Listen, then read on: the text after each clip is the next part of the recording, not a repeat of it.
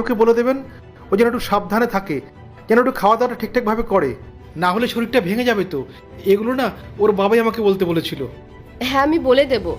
কিন্তু আঙ্কেল, আপনি এইমাত্র বললেন না যে স্যার এখন বড় হয়ে গেছে, আপনার সাথে কথা বললে স্যারের মান সম্মান চলে যেতে পারে। কিন্তু আপনি এটা একদম ভুল ভাবছেন, কেননা স্যার একজন খুবই ভালো মনের মানুষ।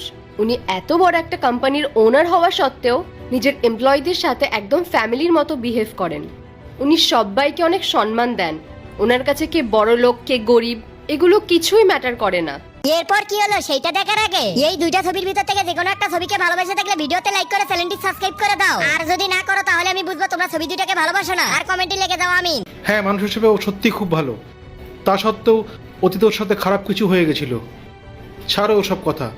আচ্ছা মা, ওকে ওর বাড়ির লোকের সম্বন্ধে কোনো কিছু বলে? মানে বলতে চাইছিলাম, ওকে ওর বাবা মা সম্বন্ধে কোনো কিছু জিজ্ঞেস করে? আঙ্কেল, স্যারের পার্সোনাল ইনফরমেশন আমার আপনাকে দেওয়াটা উচিত হবে না, কিন্তু আমি আপনাকে তাও বলছি, স্যার নিজের বাড়ির লোকেদেরকে না খুব মিস করেন। আঙ্কেল জানেন, স্যার মাঝে মধ্যে স্যারের বাবার কথা খুব বলেন। আর আমাদের